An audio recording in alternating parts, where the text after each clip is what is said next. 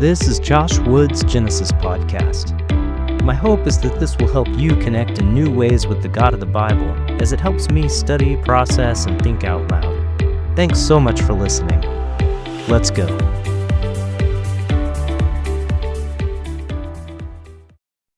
Genesis chapter 9.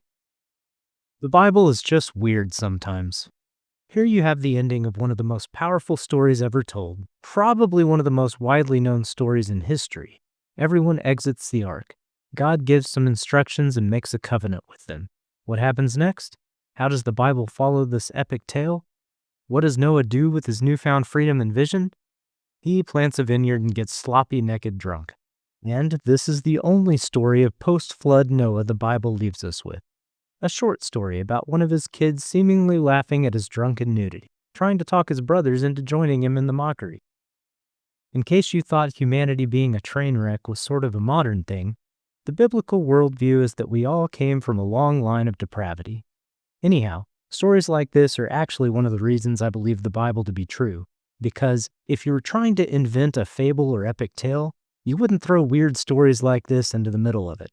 You'd continue the narrative with more great storytelling.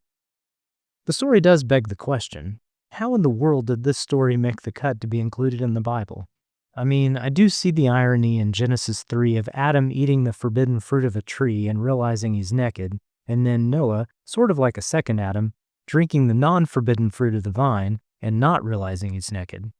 I think there's some things to ponder there, but here's what stands out to me this week.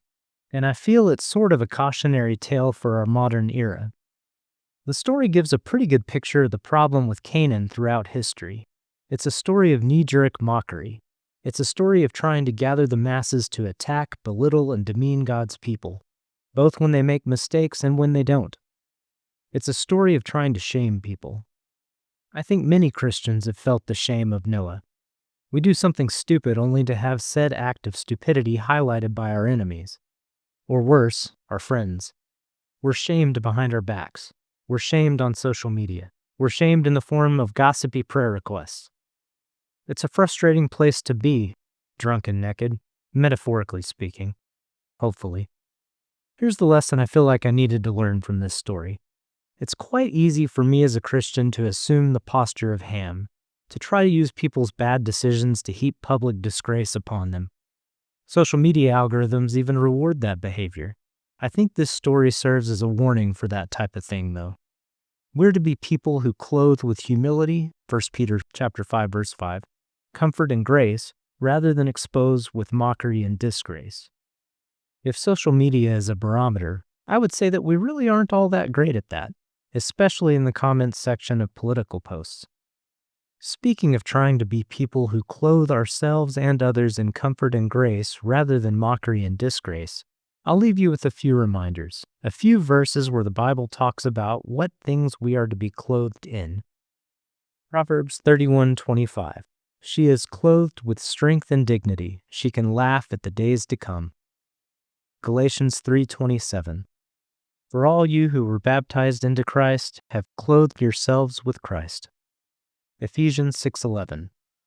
Put on the full armor of God so that you can take your stand against the devil's schemes. Colossians 3:12. Therefore, as God's chosen people, holy and dearly loved, clothe yourselves with compassion, kindness, humility, gentleness, and patience. 2 Corinthians 5:1-4. Meanwhile we groan, longing to be clothed instead with our heavenly dwelling, because when we are clothed we will not be found naked. For while we are in the tent, we groan and are burdened, because we do not wish to be unclothed, but to be clothed instead with our heavenly dwelling, so that what is mortal may be swallowed up by life. That's my takeaway for this week. Trying to be a person who focuses more on clothing others with grace and dignity and things like gentleness and kindness, rather than mockery and shame.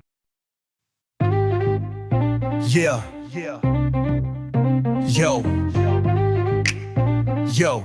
Yo, the Bible's wild, let's talk Noah's tale. Ark's done, covenant's up, God's promise prevails. What's next? You think it's epic grand, but Noah plants a vine, gets drunk in the sand. Sloppy, exposed, passed out, a mess. Ham's laughing loud, putting shame to the test. Brothers ain't joining, they turn away. Humanity's flaws on full display. Weird vibes, real talk, Bible don't lie. Train wreck fam from the dawn of time. Exposed in shame, but grace in the frame. Clothe the fallen, don't play Ham's game. Genesis 3, Adam ate and he knew. Noah's round 2, vine's the brew.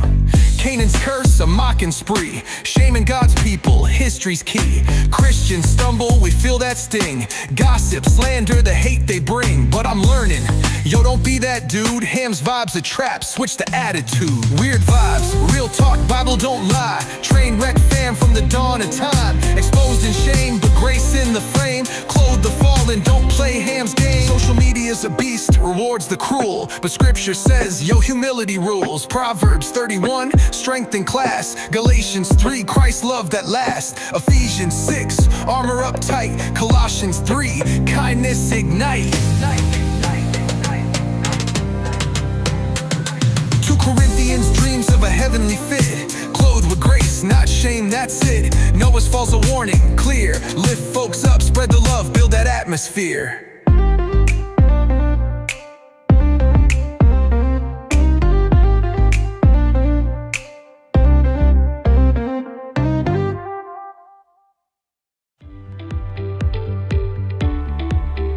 You've been listening to Josh Wood's Genesis podcast. Feel free to connect with me on Substack, Instagram, Facebook, X, or Threads. My username is JoshWoodTX on all of the above. Thanks for listening. See you next time.